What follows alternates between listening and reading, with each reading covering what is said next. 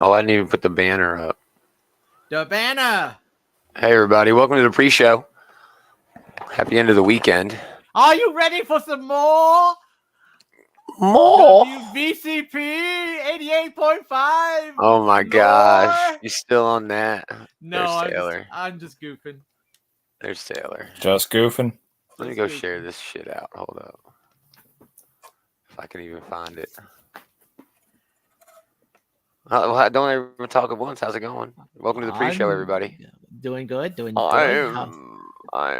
Man, we don't have any other share or any other. Man, whatever. I got to talk to my guys. Talk to your peoples. Talk to the people. Talk to the peoples. Talk to the people. Let them know. Hey, you should post more stuff. With that said, though, it's been slow as shit this week in all kinds of geek news. But what are you going to do? Well, I did go see Creed 3. So that's in my notes. I did get a thing for that just in case you did go. So, yes. Already checked the tick off.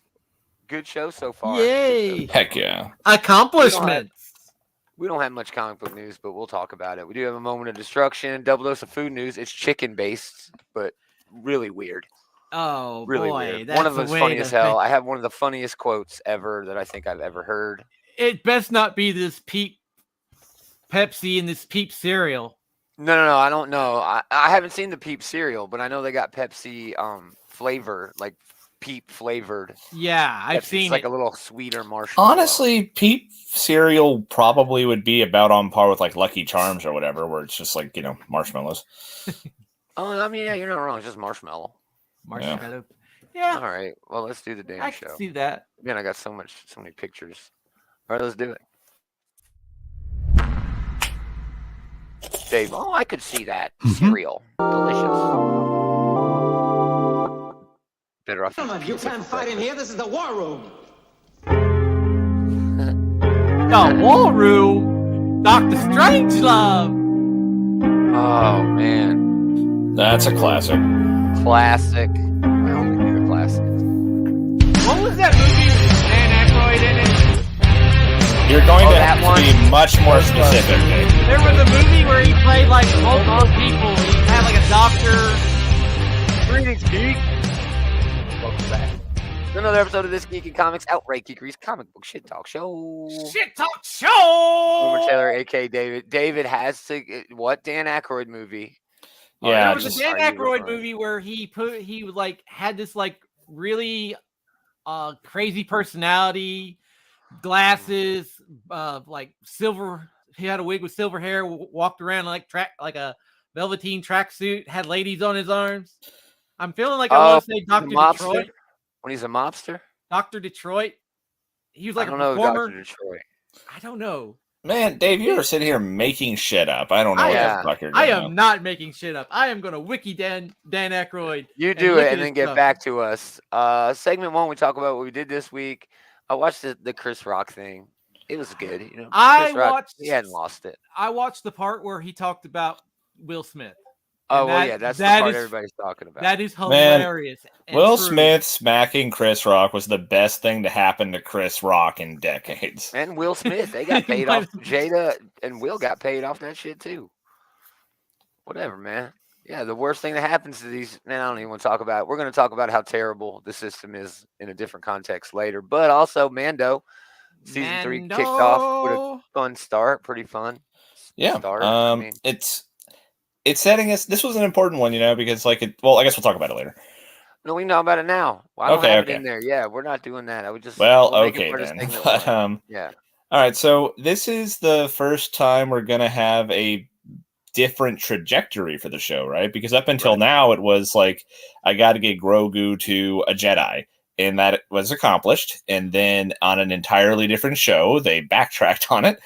Yeah. And now they know where the money's at. 2 years later. Yeah, Mando has a new mission in life now. Yeah. And they set up like the Pirate King is like a nemesis. Yeah, that was fun. They got in some of the Bo-Katan drama where she's still rather miffed about him being the one with the Darksaber. Touching on the Pirate King, that is supposed to lead into this other show, Skeleton Crew. Oh, okay, Because that'd be interesting. the I hadn't even heard of characters, that one. it's got Jude Law in it, and Yeah, it's gonna be a pretty the big deal. characters in that are pirates. So Okay. there's some Arr. strings being pulled right there. For That's a hot pirate. That could Yeah. make for an interesting show. Oh, during the show, I didn't notice that that IT was standing on a stormtrooper helmet like that. That's a good touch. Yeah. Yeah. I don't Also, know. I think it's weird. He's like, this is the only android I trust. We got to bring him back. And I'm like, Well, that was a big Kinda part of weird, season bro. 1 was it him was. It being was. so decidedly anti-android. If he needs an android, I understand this being his go-to. Yeah. Yeah. That's cool. It I- was fun. I mean, as expected. I like that they're bringing the character back because why could That's you? the other aspect of this is like they were just looking for a plausible reason to bring back a character that people like. Yeah. I do like the pirate captain Gorian Shan. That's Shran. Mm-hmm. I think he's like one of the coolest looking characters to be introduced in the franchise in a hot minute. Honestly, I'm just gonna keep thinking him as Mossbeard the pirate. I'm thinking of him as old Greg. from the Mighty Boosh. Yeah, that's good. That's good. Oh man, that's a blast from the past there. Right. I'm my old Greg. Creed 3, I did not catch it. But Oh yeah, speaking of Carl Werthers. yeah, right. Yeah, what up, Taylor? Was it great? I thought it was really good. All of these Creed movies have been quite excellent so far. I mean, Yeah. if we're considering this like an entry into the Rocky franchise, the Creed movies are all definitely top half. Some of them are. The first Creed movie might be the best Rocky movie. This one was really good too. Now, I'm a big fan of Rocky 2, man. Yeah, Rocky 2 is really good. I mean, there's a lot more good Rocky movies than there are bad Rocky movies.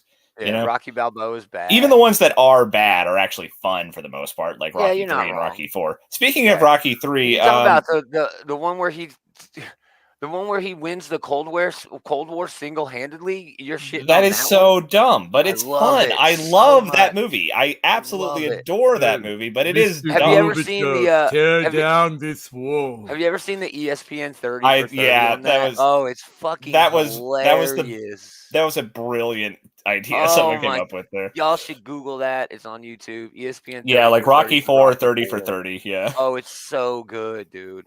But, But anyway, yeah. Well, how about the fight scenes? Because that's why people. The fight scene's really cool voted here. for Jonathan Majors is a very compelling antagonist in this movie. He's basically a more nuanced version of Clubber Lang from Rocky 3. But they were pals, though. They were. They have a past together. And getting into that past is a really interesting part of this movie, right? Because like Jonathan Majors has a pretty solid reason for being pissy towards Donnie here, Nice. Well, with that said, Mr. T did not really have a good reason to be. No, pissed off. that's why I said more nuanced. Well, yeah, you're right. But You're right. the way he Yeah. fights is kind of like the Clubber Lang character because, like, he Nice. goes for the dirty shots. He goes for like, I think I can sneak in an elbow and not get disqualified here. Nice. He like looks for Nice. weaknesses to exploit and everything. But yeah, he is a really compelling character. He has like a King of very the ring. he has a very distinct like presence in the ring because he is like looking for ways to fight dirty, but like being really smart about it. Right. But Awesome. Yeah, I love a good yeah. boxing movie. I love I a good boxing. saw a take on this where like they do a really good job exploring like being vulnerable and like dealing with masculinity and stuff. Because one of the that's B plots interesting. here is Donnie like does not open up to his family about what happened in the past with his character, and that's like part of his Oh. journey is being able to do that and everything. Oh, fun. So, that's nice. So both characters kind of are protagonists in a way, but they're more. You like, can see that. against each other. I mean, Well, in this they said movie, they pulled like some anime shit, and that's classic like Yeah. anime shit. like Yeah. that Jonathan is- Major's character's name is he's Diamond Dame Anderson, and if the movie was about him, it would be a pretty compelling movie. He has a really dope. good character arc. Dope. Dave, did you see this movie? No, I did not. But Do you speaking want of to talk movies, about anything you did this week? That was speaking dope? of movies, it is Dr. Detroit that Dan Aykroyd was in. I hadn't seen that. All right, so David just wrote an entire Wikipedia page about a movie he made up. That's right. You know? He's like, it's true. Created It's, today. it's like in the mid '80s.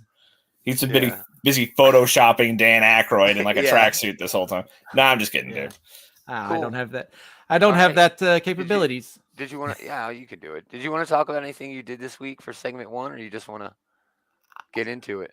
No, I'm just catching up on some podcasts and catching Fun. up on comics. What you listening to? Here we Old go. Gods of Appalachia. Oh, fun. Okay. It's like a horror thing, cryptozoology thing, right? It's a horror anthology, is what it is. So it's so like fun. Cthulhu shit, but in like West Virginia or something. It's West Virginia, Kentucky, Tennessee, pretty much the Appalachians. Oh, that's fun. Thanks for breaking down where Appalachia Yeah. is. Thanks. Let's do it. Yep. It's Awesome. They're doing like a live show here too. So You're gonna go to that? Gomer seems desperate to move on. So yeah. As soon as you said, "Oh, what are you listening to?" I was like, "Oh God."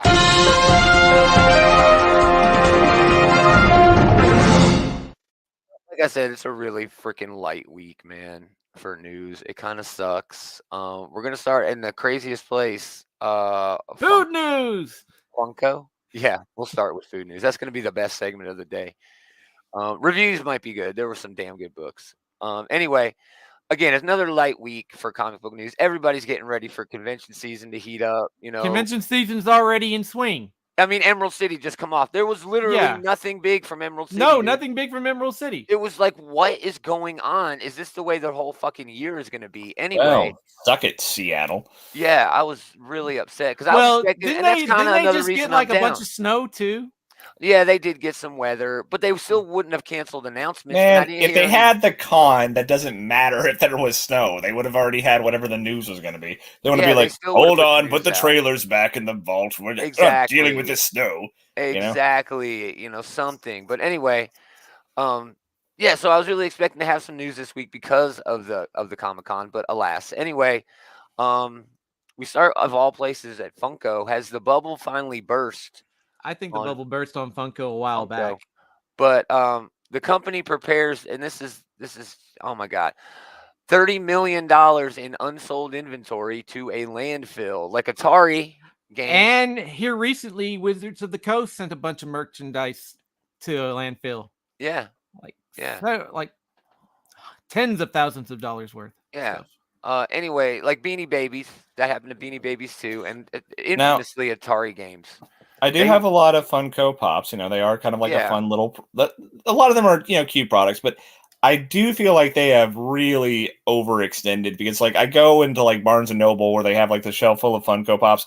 Most of these are characters I have no fucking idea who this is supposed to be. But I mean, that was supposed to be their whole business model. Everybody is a fan of something.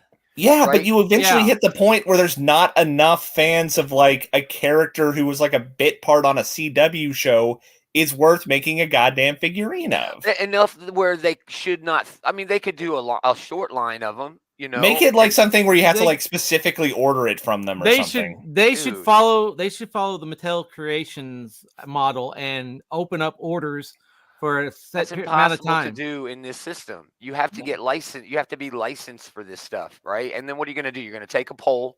Then you get the lawyers involved, figure out the money, and then after that, maybe we'll do that pop. They've done specialty ones where it's That's just you have to order That's it. Specialty orders that are still part of the overall licensing deal to make sure that shit like this doesn't fucking happen, where $30 million in profit is just thrown away. Okay, why wouldn't they just like give these to charity?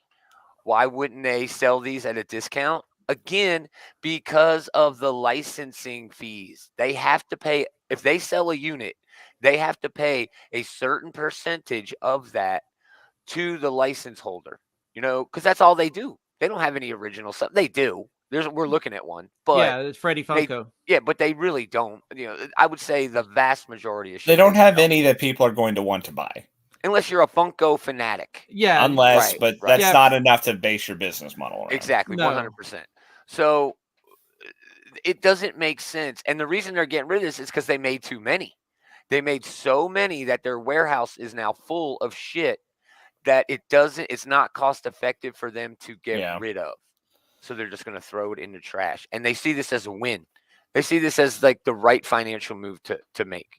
It's so weird to me. Besides that, they crunch the numbers on that, but yeah. Oh yeah, yeah. But also they're announcing that they're cutting 10% of the workforce. In my opinion, this actually harms this brand severely. Okay, this doesn't help. Financially, short term, maybe. Right now, we're talking Funko Pops. Trip, thanks for stopping by. You should check out Trip. Uh, I forget what it's called. It's called the something. Put it in the chat, Trip, if you want. He does a show. Freaking great. Freaking hilarious. I usually don't comment or anything because I'm listening in the background and doing other shit. But, all right, pop collectors assume, okay, that they're collecting something as part of an investment, whether it's an emotional investment or a financial investment. Usually a bit of both. Usually a bit of both. And I mean, this is kind of critical to that system as a whole, right? Destroying collectible products like this decreases the overall value of collectibles because you know that they have flooded the market. Now there's literal proof, although maybe my pops are a little bit more rare now. Maybe I'm looking at this the wrong way. But, well, I mean, that doesn't do any good for Funko, but yes, like this could be something that makes like financial windfall for the people who bought these like decades from now, but you really got to be hoping for a long con, and there's no guarantee of you getting that, No, you're not going to put your kids through college on Funko Pops. Yeah, that's any collectible market. Sure, yeah. Yeah, but I always say collect what you love, and if it makes money, hey, good for you. Good for you. The only Funko Pops I've ever gotten, I got a Doctor Doom, I got a Vision, I got a couple of my sister likes like Star Wars characters and Lord of the Rings characters, but yeah, it's only characters where it's like this is a beloved character of mine I want to get. I think I have an All Might. Yeah, I have All Might in my office, and I have like the Balrog and a Gandalf in my office. Yeah, my wife is a lot more into the Funko than I am because she's into other things. Right? Yeah. And Funko, it's really easy to collect them. Yeah, she got a shit ton of the Office, all the Jaws one, even the San Diego Comic-Con exclusive. She paid like $35 for that and got it for a steal. Harry Potter, she's leaned away from the Harry Potter, because they just keep putting out more and more. And it's like, she can't keep up. She can't keep up. And surprise, and she doesn't listen to this anyway, I bought her all the What We Do in the Shadows pops that were just revealed. She adores that show, rightfully so. I'm glad she doesn't adore this show. Man, a spoiler in this shit. I know. Talking Ish is the name of the show with Trip every Saturday. Yeah, you know it, brother. Check them out. I'll post a link maybe somewhere because I love that show. So stick tuned to these channels. So yeah, it's kind of weird. Funko's going to shit. They recently bought Mondo, which kind of sucks because Mondo, I don't think has ever been better. Mondo has been pretty damn good. Yeah, I don't think they've ever been better. Their Motu shit right now has been just spot on. They have like a 2-foot battle cat. They dropped earlier this week. Trapjaw. Oh, he's beautiful. He is fantastic. Oh, I wish I had them. I wish I had just some extra. I saw that got shared out on the page where like it's this really articulated, like lovingly sculpted version of like a C-list Skeletor henchman. Oh, he's one of my favorites, though, especially in the comics, dude. He's very distinct. Art. I will. Okay, maybe he is one of the like. Okay, I'll put him in the B tier, but yeah, he is not one of the go-to He-Man characters by any stretch. And I was impressed to see the exquisite detail brought to the Trapjaw figure. It was a beautiful figure. A Trip on the Funkos. He only buys Funkos if it's a reflection of his personality. Yeah, well, buy what you love. Buy something that's going to be like, yeah, I got that because I love that thing. But he doesn't hunt them, and he's only ever pre-ordered one. Now, I have hunted, but it's the reason we hunted the one was because we love the movie Jaws, right? We got Jaws, all of them. The 3, and then there's 2 sharks, standalone, and then with the scuba thing. And my wife's like, oh, this is great. And then at fucking Comic-Con, they put up one where it's Quinn in the shark's mouth. Yeah. And my wife's like, I got to have this. But luckily she found it for a fucking dime, really. Back in the day, I would hunt down Funkos, but I've really cut back on my collection of it. Me too. I ain't got space, man. Pretty much just Masters of the Universe and the occasional just really kooky one that comes up every now and then. I'm like, oh, cool. Yeah, nice. Trip's also saying he's a huge fan of the Funko albums, which are very unique. Yes, for sure. Another bit of news: 20th Century Studios is now a thing at Marvel Comics. They're going to create an imprint, a brand new imprint, and at least 3 books. So is this going to be where they like publish like Predator and Alien and stuff like that? Yep, as well as Planet of the Apes, the forthcoming Planet of the Apes. That's right. So yeah. Sorry to step on the headline there, but oh no, not at all, not at all. I think this is a cool idea. I think Alien, Predator, and Planet of the Apes do not cross over well with Marvel Comics. The No. regular 616, but I mean, things they like the could- Xenomorph or a Predator, they just are not much Yeah. of a threat when you're already dealing with like bigger, tougher, like superpowered aliens anyway, you know? exactly. Yeah. But they do kind of cross over pretty well together, I think. Alien and Predator, I mean, just because that movie is such like a beloved thing for so many people, yeah, you can cross them over until the end of time. My I mind don't is know about already. Planet of the Apes. Like, I don't know if you put like a Predator in the middle of like the Planet of the Apes. If that I would be a think good that would idea be or not. pretty freaking awesome, actually. It'd be a fun novelty. I just don't know if it has a lot of That's what I'm legs to talking it. about. All this shit's novelty anyway. Fair you enough. know. Fair enough. Yeah, but I don't know. I think it's fun they're doing an imprint. I'm not sure what else could go on here. 3 books is an imprint. 3 I books mean, is there's start. plenty of Fox things that they could start drawing from. I mean, maybe Well, they I could mean- put out like a Simpsons comic or like, shit like that. Man, Yeah. that would be great. They already do like Yeah. I don't know if Simpsons is still licensed to those like those Bongo comics that they put out on Free Comic Yeah, Book Day. Bongo were great, dude. Wolverine they're versus great. Predator would be pretty rad. Like I would read the Trips shit in out the of chat that. talking about Wolverine versus Predator. It would be fun, but I think Wolverine. That would have to be like an definitely own that Elseworld shit. thing because Well, I just don't think Predator works very well like as a Marvel alien, you know. Yeah. Well, I'm looking at some of these assets that they own for. Oh, there's a lot. Like Fox Studios. They can has do a Avatar. lot. Well, no, Avatar is I at guess- Dark Horse right now, along with some other things. Now, maybe But that's that- going to be one of their big announcements that they're going to bring everything home. I mean, it's a good eventually those idea. licenses expire, and when they do, they could just plop it down here pretty easy, you know. I mean, don't they have Buffy too? I think so. Do they I'm not have sure. Buffy? I know that that's Dark Horse currently, but yeah, I mean that too. They Buffy could is stash that Boom. back at Buffy some is point. actually at Boom. Oh, my mistake. But no, I know. there No could be one, an would, Ice no one Age- else would know that but me. I mean, There could be an I don't Ice know Age. why. There could be an Ice Age comic. There could be a Home Alone comic. Well, okay, Home Alone would not Home make for a good Alone. comic. A That's Fight just- Club. That is also a No. terrible idea. You cannot No, do an you know what? You ongoing say for that. Fight Club. We were just talking about Dark Horse. Dark Horse actually did a comic book sequel to Fight Club. They did. Whatever, man. They did. It was I not mean, bad, but Independence yeah, You could do maybe a standalone story, but that is not an ongoing franchise. So the Yeah, ones you've exactly. mentioned, the only one that even remotely has the legs for it, Home maybe Alone. Ice Age. Ice Age for the kids. The kids. Yeah, Ice Age for the kids. I could see Ice that Age, being yeah. something they put out, but Marvel's for- really. They moved have away from Independence that. Day. David, we heard you say that, and that still is not a good one for like Yeah. ongoing. Yeah, I'm not sure. No, about man, that. dude. None of these, unless it's a franchise, don't bother. If it's one movie, or if it's like, you know, a really good movie and it's terrible sequel, like Titan Independence AE. Day. yeah.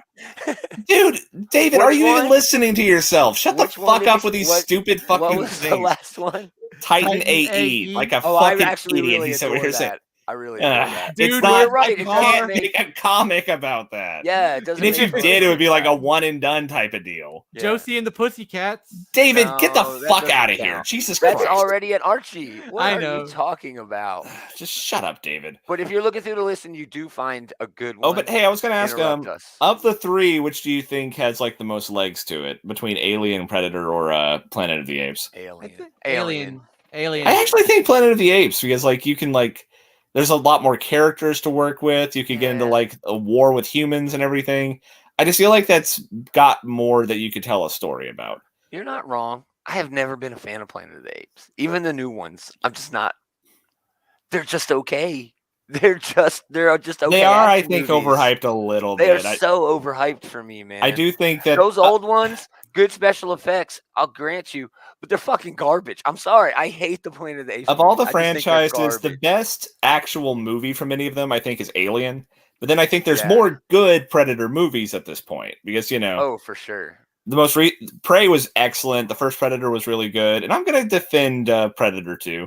Oh, I defend Predator 2 all the time. I mean, it's not as good as the first, but you know, it's No, still it's pretty not solid. as good, but it's wonderful. So that's at least 3, which Coulda is at had- least one more than I can give to Alien. and you know? Alien versus Predator, they get a half out of that. Yeah, at that least. doesn't count. I mean, it's I both love of that them. movie. The Alien and Um, Aliens are the only good Alien movies, you know. Oh yeah, Trip saying it's too predictable about Wolverine versus Predator. Will Wolverine win? It's not how long till the Wolverine wins. Actually, what I'd like to see, Trip, is them do something like an Alien versus Predator, where Wolverine has to team up with the Predator. Like they'll fight for an issue, but then there's a xenomorph will show up This shit writes itself, Trip. What the hell? Man, if you just wanted to put Wolverine into the jungle like Arnold, like, have him be Dutch from the first movie, that is not a bad idea, Dude, you could do it where it's even back in the day. Like when he was in one fucking war or yeah, another. You could have him be how about this? The Predator is on the run from Weapon X Wolverine.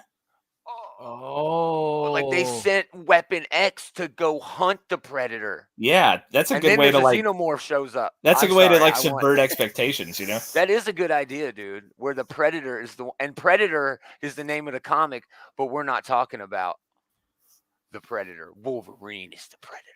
Damn, that's smart, dude. That's fun. Anyway, moving on. Last bit of news. Again, it was slow. Jeff Lemire and Andrea Sorrentino's The Bone Orchard Mythos expands this June with a new series. In Tenement, Lemire and Sorrentino bring fans the story of 7 residents in a building and the dark secrets that bind them together. Man, you had me at Jeff Lemire and Andrea Sorrentino, Yeah, especially doing in this Bone Orchard Mythos, which is so wonderful. Lemire said this was actually the first book he had in mind when he brought this whole thing together. It's coming out again June 21st. This was originally planned to be a graphic novel for this year, and then it was changed after the early success of the whole big universe, shared horror universe. 6 issues starting in the spring, and then that will be followed by Starseed, which will be published at the end of the year. And then is June the spring? I don't know, maybe. But now it's at Image at 10 issues, beginning with a big extra size first issue, and that means that Starseed might get pushed to early next year. We'll see. Yeah, Trip wants royalties for when Marvel steals our idea. Yeah, I do too, but they're going to steal it. Yeah. Damn it! I should have gone through the legal process on that one. Oh well. Yeah. I think this is a Christian Ward cover. There's also going to be a Martin Simmons and a Trad Moore cover. This actually might be the Simmons cover. It's hard to tell; they're very similar, but we get that Sorrentino art. I mean, I don't know. Look at that. He's like, oh my. Look at the fun design, telling so much, just using up the whole page. And then, you're going to get beautiful stuff like this. It's gorgeous. It's gorgeous. Love their work. Love that entire, it's a franchise, basically. You know what I mean? The shared horror universe. You can read everything in it standalone, and not read any other thing. But man, it's so good. Go back to that panel real quick, or the panels. I love how at the very end there, it's kind of falling apart. It's all rigidly structured until you get to the end, and then that one that's got the red background really stands out all the more because of it. Oh, I can't wait to see where they put the word balloons here. Maybe there won't be any. Word. So I guess they mentioned 7 residents. Yeah, so I guess this is them. 7 there. Yep, 7 different. Yeah, it's beautiful, dude. It really is. It's from top to bottom. They each tell a story of something. I know. It's one's got their dad. One's. I mean, what is happening here? We don't know because we have no context. But this is all the context I need. Jeff Lemire, Andrea Sorrentino, not arguably, they are the best creative team on the planet. But Lemire is arguably the best comic book writer on the planet. We'll talk more about him later. Let's do food. Yummy. It's a double dose of food, chicken related. Chicken Big Mac is launching in Canada. It launched on March 7th. It features 2 crispy chicken patties, Big Mac sauce, lettuce, cheese, pickles on a this seems like no onion. I'm actually surprised they haven't done this before. Yeah, me too. They tested this in select cities or select locations in Miami in summer 22. There's no word if it's going to have a launch, but because we do our due diligence here at Outright Geekery on the show, there's a bit more to this story. It took 2 years of research and development to get this to be a thing, which seems kind of weird to me. Yeah. But here's an actual quote from Jeff Anderson, McDonald's senior manager of menu innovation.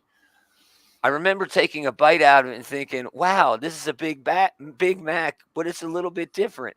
What? He had to speak in French and they got that lost in translation. I guess so. That's so. No shit, dumbass. That's a weird it's a little thing. bit different. I mean, it's a different animal that you're eating. So yeah, it's totally different. I mean, it's totally different on the chain. You can order 2 McChickens and make this a Big Mac. Man, I mean, you could just get a chicken McNuggets and just like not have them be like one big patty, but like put them side by side and you get the same thing. Anymore, Dave. They call it a McChicken. There's a McChicken on the dollar. Crispy. It's now a Dave, I don't know why you want to lie to us over and over again tonight, but whatever. Because it makes me feel good. Whatever. But okay, yeah, so I'm not against this as a concept. I mean, it seems like it'd be fine, but I am surprised that like this is like a big rollout news item for them when it seems like kind of like an obvious thing for them to have tried at some point. Yeah, my guess is a year or so ago when there was a big chicken fad, everybody was having a new chicken sandwich. Burger King and McDonald's kind of waited. Burger King rolled out their 3 international chicken sandwiches a month or 2 ago. Yeah, I love the Italian. I'm a big fan. Anyway, no word yet if this is coming here. I'm sorry. Dave's got to take a road trip. I'm sorry. I could go get 2 McChickens and put them together and make this. Yeah, I mean, I guess you'd really just be missing out on the sauce and like the. There'll be onions. You got to order it without onions. You can get the sauce. I am on your side. I'm saying that, like, that's not. I feel like the least important part of a Big Mac is that middle bun. You need to order a Big Mac, no beef, no onions, and then 2 McCrispies, and then bam, you got that and some wasted bread. You can feed the ducks. Moving on. Second bit of food news, also chicken related. Baskin-Robbins. I know. Do you believe me? That this is actually chicken related?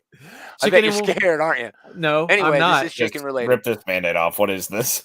Baskin-Robbins introduces new chicken and waffles ice cream. So that's I'm on board. Chicken flavored ice cream. I'm on board. Hold on. Offers its own unique twist. Huh? Chicken flavored? Chicken flavored with waffle ice cream. I want to hear Gomer confirm this is what I think it is. So give him a sec here. It's buttermilk waffle flavored ice cream with crispy chicken, and it's not spelled chicken. Hold on, there's no e. It's like an apostrophe n. Chicken. That is inherently suspect. Flavored bites drizzled in a bourbon maple syrup flavored swirl. Man, I would like this so much better without the chicken without an E. Hold on. Are you ready? Okay, all right. It's been crafted to mimic the taste of fried chicken without actually containing any real chicken at all. So just it's beyond chicken. Just like the chicken Big Mac. Hey-oh. There you Sick go. There's your food news. There's your food news. For okay, so I've had chicken and waffles, and I'm a fan. And I've had ice cream. Ice cream, I'm a fan. I would think I would like this better, though, if it was just like butter pecan ice cream on waffle bits. No, the whole point. I inherently mistrust combining chicken flavored something with ice cream. I like every one of these individual pieces. I even like several of the combinations here. I like the ice cream on the waffles. I like the chicken on the waffles. But I do not like the triumvirate here. I do not like chicken ice cream waffles. When is this scheduled to roll out? It's out already, March 1st at select Baskin-Robbins, bro. Okay, so get your ass out there. Okay. How do you make chicken flavor without using chicken? See, that is inherently suspicious. Hold on, yeah. You talk about yourself. You could potentially boil chicken to make a stock, and then you could use the stock. Isn't that how they do some of the the meatless burgers? Like they basically just use like the juices. I'm not sure how they make the meatless burgers. That would still be like, remember McDonald's French fries were not vegan, and they got in trouble for that because they mix it in with some of the fat. Yeah, but I don't know, man. I don't know. This is like an Impossible Burger type of deal that they're doing here. I'm not inherently against that. But me too, man. It's the same shit they use in the Impossible Chicken to make it taste like chicken. But okay, I wish that they would separate out some of the components here. Yeah, me too. All right, we do have a moment of destruction update.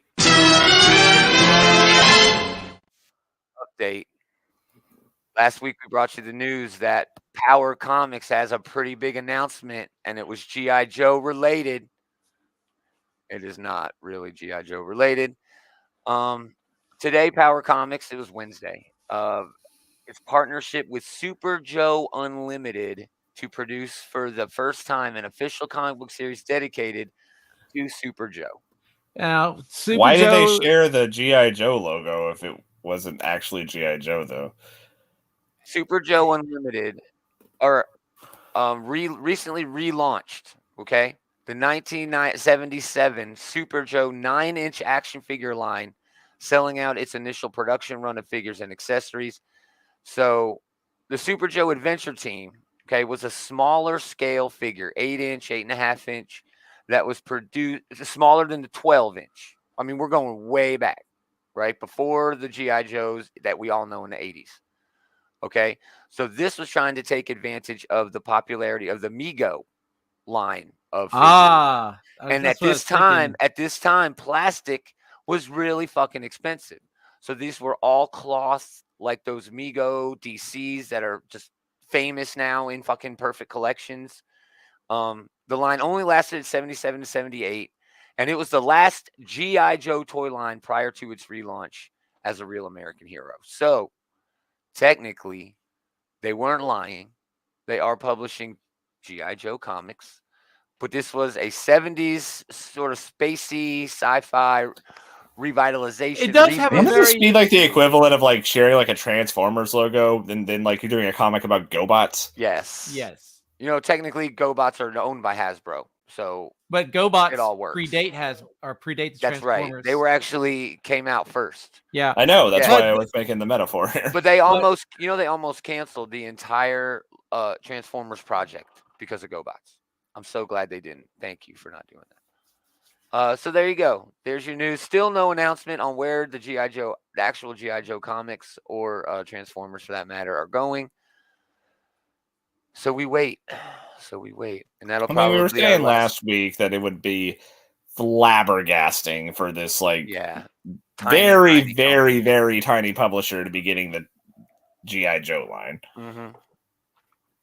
So I just discovered that there reason. was an Ankylosaurus Dinobot like last week. It's not bad. It looks all right. Oh man, that probably is so far up your alley there, Dave. It is. I was like I did not know this. I did not know there was a plesiosaur transformer. Yeah, there's all kinds, bro. Fucking dinosaur nerds. Let's do the news. We're not doing news. We're doing top. I was thinking, didn't we already do the news? We're doing it again. It sucks so bad. We're doing it again. We're doing Make it sure live. it didn't miss anything. First thing I want to ask, because I'm sure, do you want to talk about it in your honorable mention? Did you get to do a power bomb trade? No, it was sold out of the shop. Fuck, I bet David went through and bought it. A piece of shit. I did not. I have it in single issues. Thank you very much. Yeah. Nice. But I got it on order. It'll be there soon. Nice. Action was good. Rogan Gambit was good. Where Monsters Lie #2 was, really fun. I think that's my honorable mention this week. Where Monsters Lie.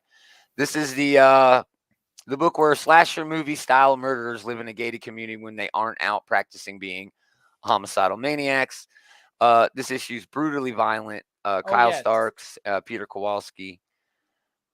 Yes, Fantastic. very violent. I just love how that's okay. This is going to be in my honorable mentions. I just love how the special agents come along and he's like he's a survivor of a serial killer from 20 years ago. Yeah, and the old lady is just like, that's a really sweet origin story. You hiding in an outhouse while your sister and your mother get shanked. Yeah, he's basically a final girl.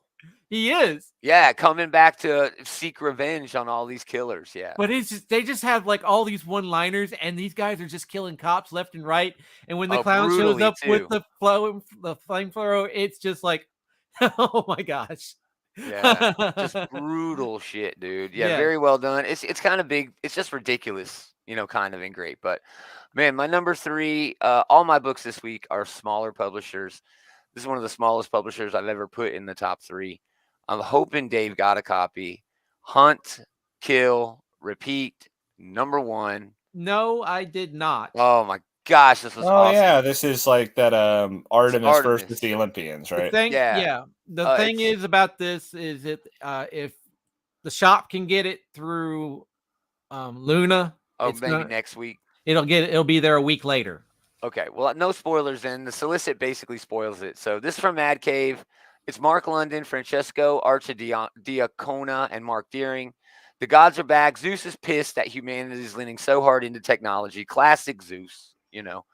I make electricity. Yeah, so the god go to war. They against humanity. They obviously win, but Artemis, you know, eventually falls in love with a human, gives up her family's ideology. So she's pregnant, and they find out she's pregnant. That's the last straw. I'm sure there's a lot of Greek mythology nerds who are kind of wonky on that because, like, Artemis was like one of the maiden goddesses, and also, you know, reading into it, definitely a lesbian. Yeah, I mean, you're not wrong there. You're not wrong there. But yeah, no, I didn't pick up on any of that on the internet. But yeah, it didn't even really occur to me. But like after the war, you know, everything has changed to, you know, worship the gods. So they strip her of her powers. By the end of it, they can't kill her. They get her in like a medical coma for years and years. And like Tempest, the god of time or some shit, wakes her up. But art's really good. A lot of fun sequential shit going on here.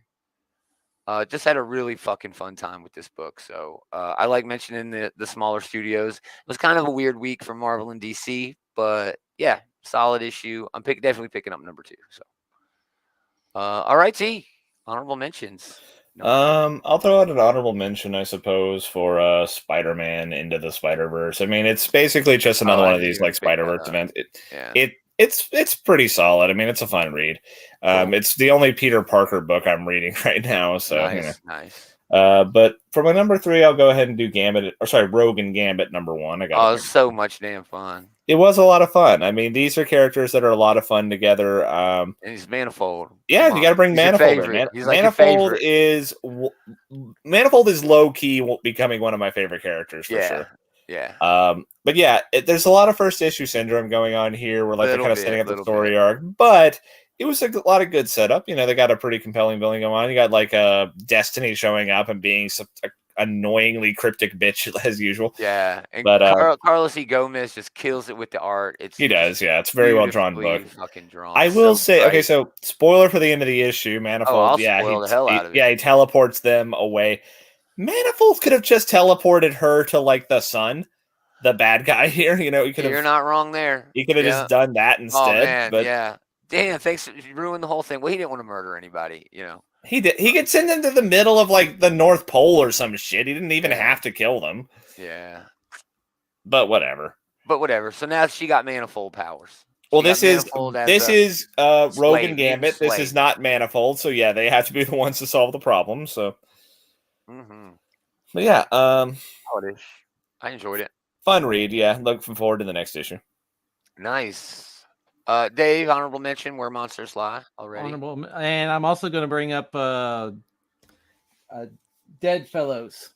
Oh, dude, this book got weird. It did get weird, but it was really fun. It just the ghosts don't want him living there, and they keep trying to. But they also don't want. Yeah, it's weird. Okay, It's hard to explain almost. Yeah. There's a bunch of ghosts living in this house, okay? And there's a lot of them. And they're like, we hate living here. We have so many roommates. So this guy moves into this shitty apartment, and he goes to kill himself. And one of the ghosts is like, you dumb motherfucker, and goes and makes him puke it up. And then he tries it again. He thinks he's delusional. Well, eventually he goes to a priest. He goes to a priest about it, and the priest is like, well, maybe it was a guardian angel. And he starts thinking that the ghost is his guardian angel. So he attempts suicide by hanging himself from the ceiling fan. And the ghosts are like, yank him down with like the ceiling fan. And they're just like, we just don't want you living here. Just leave. No, but being dead. If he dies there, then he will haunt that place. They don't want his ghost there either. Yeah, That's the most depressing part. These ghosts aren't letting this guy die because they don't want to hang out with his ghost. Yeah, it's so weird. Dude. It's crazy. So weird. But it's a really cool premise, Taylor. I really think you'd enjoy this. It's extra long. Scout does extra long first issues, like usually $5. And it really pays off for them because they can really dive in a lot more. Sounds like a more mean-spirited version of the TV show Ghost, which I love the TV show Ghost. Yeah. So, yeah. It was really fun. Yeah, it was really just a really fun read. Yeah. And the art style kind of reminds me of like the Tank Girl art style to a Sure. degree. Yeah, it was a little rough around the edges. Yeah, I liked it too. Go ahead, man. Alrighty, my What's number next? 3 book this week is Cosmic Ghost Rider #1. Oh wow, okay. It's a very rare day when I pick a It Marvel book. is. It is. This was all right. I admit I did not give this the time of day. It was all right. I am not up to snuff on my Cosmic Ghost Rider, other than knowing that he was Frank Castle at one point in time. And so what's going on here is Frank. That's all you know? That's well, that and Baby Thanos. Well, you he's know, also, of course, a Ghost Rider. like a herald in addition to And then, a Ghost Rider. then he was such a damn good Ghost Rider that Galactus made him a herald, and now he's not a herald anymore. He's just on his own. Yeah, but I there's a lot of stuff I don't know about the Cosmic Ghost Rider. I mean, Wow. I know he showed Maybe up that in was Guardians my of the problem with this Galaxy. book. I know too much. Maybe it's the long and short of it is, I think, all you got there. But yeah. Yeah. But I'm just my only other question is like, where in canon is this? Because is this a different future? This is Frank? Whatever. future. Why did this you is like in the book? space in the future.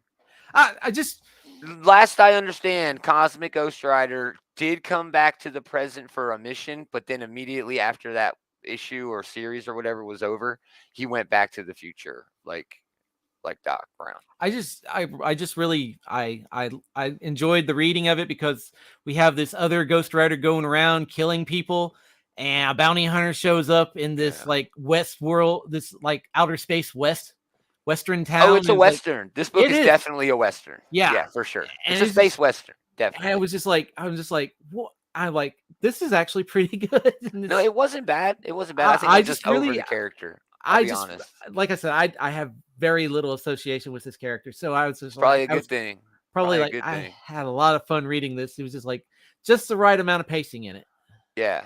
No, it was very well put together. I had a good time with it. Stephanie Phillips, Juan Cabal. It was fun. Just, yeah. Good choice, though, for number 3. Here, we'll just get this out of the way. Red Zone, #1. Also did not get. Oh, my gosh, dude. It's the same problem. Damn it. If the shop can get it through Luna, they're going to get it through Luna. And it's a week late. Cullen Bunn, Mike Deodato, Lee Luffridge. That's exactly what you'd expect. Well, from the art anyway. Cullen Bunn's more known as a horror writer, but it's an AWA Studios wild, fast-paced ride. Cullen Bunn really leans you into it. This is the first page, you know. Randall Crane is an American professor of Russian and Slavic studies in New York City, NYU.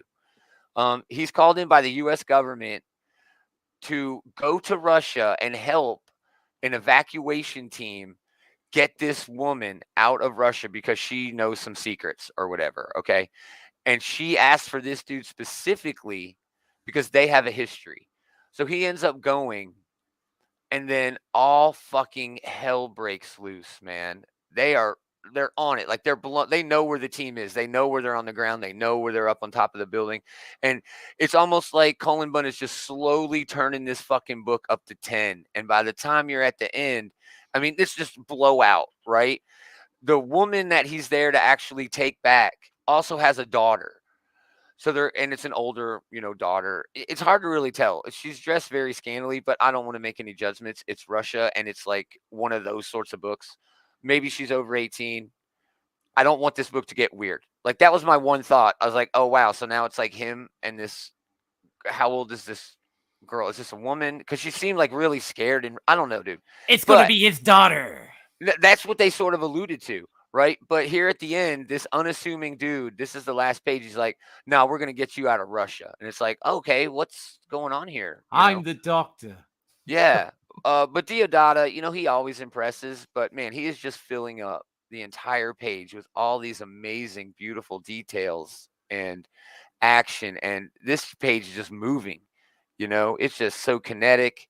Yeah, I had a really good time with this. I was expecting to have a really good time with this. Cullen Bunn has been talking this book up for a while. So yeah, very excited to read the next one. Again, my only beef is that one little curve, I'm sure they'll fix. I'm sure they'll get to it. Maybe it's wrong for me to assume, but Man, Bun is really slow out the gate here, but he just gradually turns it up, and you're hitting 11 by the end. Just chef's kiss. Perfect book. Perfect book. That leads to Taylor and his number 2 book this week. My number 2 this week is The Human Target, number 12. Last of it. Yeah. Took it 18 months.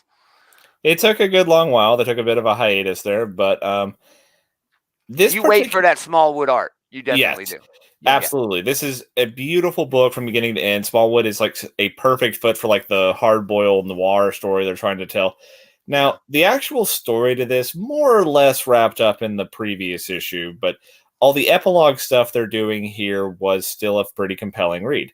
If you're talking about issue number 11, that probably been my number 1 this week, but taken as a whole, The Human Target might be my favorite Tom King series now. Oh, wow. Yeah, nice, beating out the likes of Vision and Mr. Miracle. And, wow, that's high praise, dude. Because I love both of those books. I'm going to have to go back. I couldn't get into this when I first, started. So maybe now that all the issues are out, I'll be able to. I think it probably would read pretty well as like a single like sit down. But yeah. Nice. Excellent choice, man. Yeah, I need to get on that. Dave. All right. My number 2 is Phantom Road number 1. That's my number 1. So we can just dig into how fucking amazing this is. You go ahead, sir. All right. You want me to give the background of what's going on in the book? Go ahead, give the background. Okay. So Dom, our main character, is a long-haul truck driver attempting to stay ahead of his tragic past where his dad was a douchebag. Why? Because Jeff Lemire wrote this book. And he has never written a book where there isn't a douchebag dad. I love that about Jeff Lemire. Anyway, when he stops one night to help someone who's been in a car accident, her name is Birdie, massive car crash, they pull an artifact from the wreckage and it throws their lives into complete disarray. And like, it literally on the cover, fucking weird alien monsters show up. Yeah, they've crossed over into some kind of parallel dimension or something. That's what I think too. That's what it appears to me too. But I love the mystery. There's still a mystery, Yeah.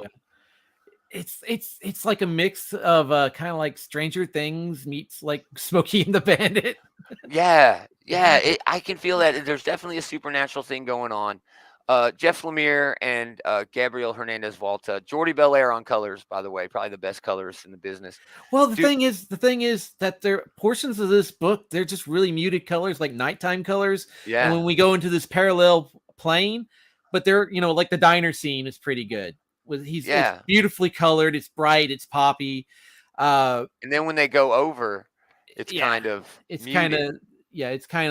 like a very. You have to get a good colorist to understand how to do that. But they do some great stuff here with the art. You'll notice here, Taylor, that bottom panel is him actually seeing his reflection, right? And there's elements of the story are changing with the reflection too.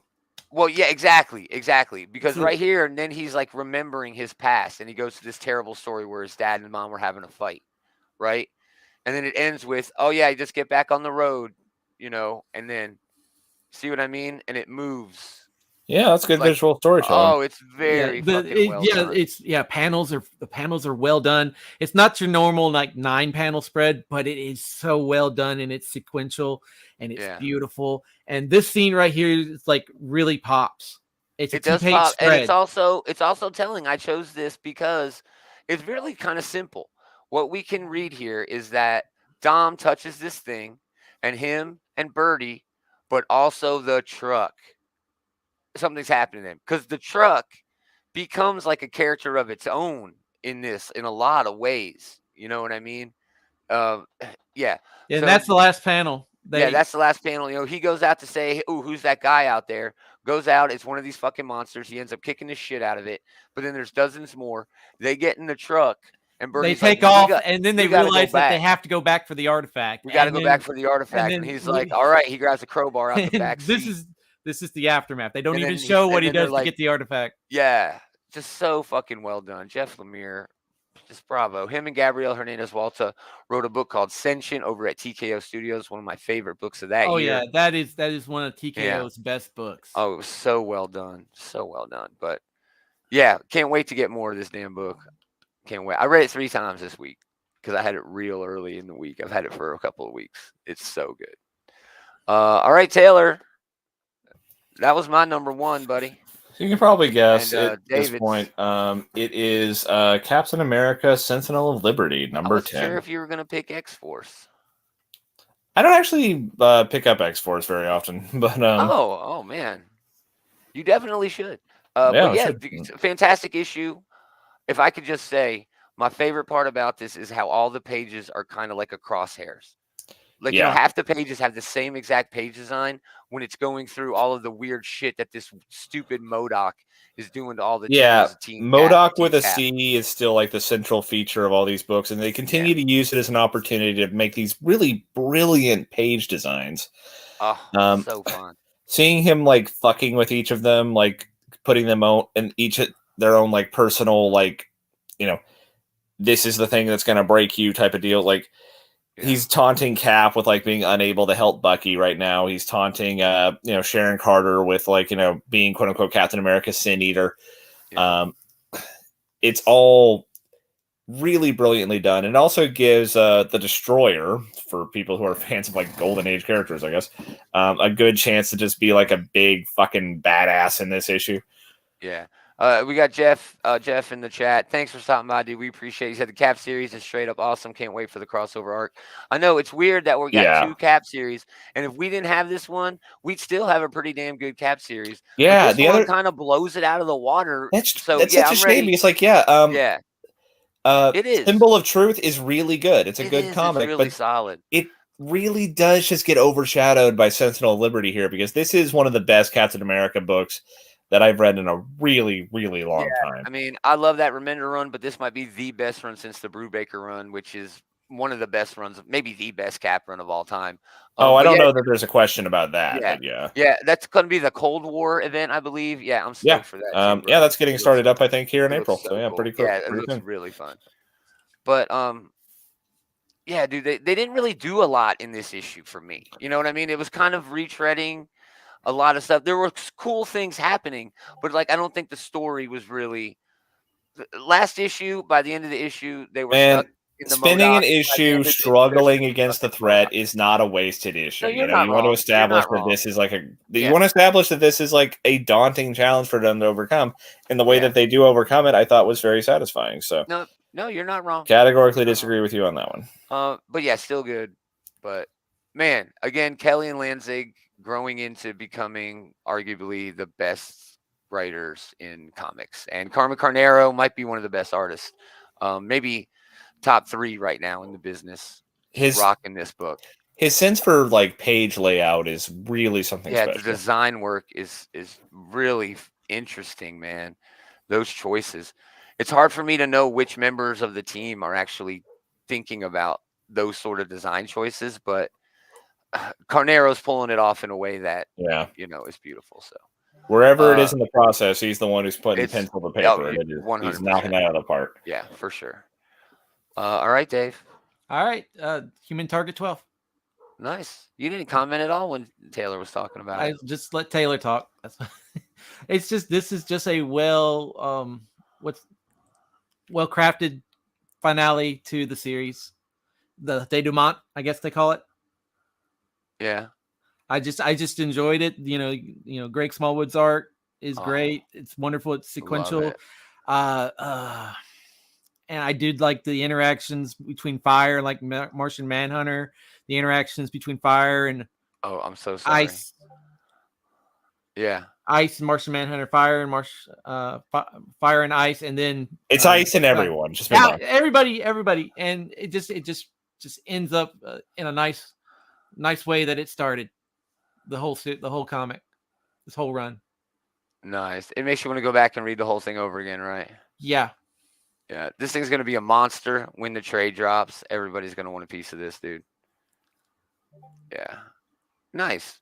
Well, Taylor said it was Tom King's best book, so now I have to read it. Just to say. You know what I mean? Just to know. Yeah. It's definitely a contender. I guess some of that might come down to like, this is a different genre than like Mr. Miracle or The Vision was. Like that, The Vision was more of like a psychological thriller, and this one is more of like a noir thriller. And there's a distinction there. Yeah, Mr. Miracle was more a slice of life. It was a lot of slice of life. That's my favorite part of the book, dude. That's my favorite part of the book. Yeah, I liked Heroes in Crisis though too. So, well, I didn't care for that. But, yeah, I know everybody hated that, but me, I loved it. The ending sucked. I get it, but I had a good time getting there. Anyway, that's it. That's our show, everybody. We really appreciate y'all hanging out. We'd love for you to go check out the Bullies. They got a show coming up later tonight on a lot of these channels. But go to go to outrightgeekery.com and you'll find links to everything that they've got going on, everything that we've got going on. And it'll be a lot of fun. Also, check out the group on Facebook. Just go to Facebook and search Outright Geekery. Go to the groups. Andy's over there kicking it. Yeah, I don't know what else. Oh, yeah, we're going to do another show tomorrow. It'll be me and Taylor for an hour talking about all the new books coming out this week. It is a nice stack, nice stack of books coming out this week. So be sure to come back tomorrow and kick it with us and then let us know what you're reading. So again, thanks everybody. But most of all, thanks to these guys for hanging out with this guy. Hell yeah. Always fun. We are going to do it again next time. Saying Geek Time, saying Geek Channel. Oh, I moved my button. Kind of ran out of voice there on us, Gomer.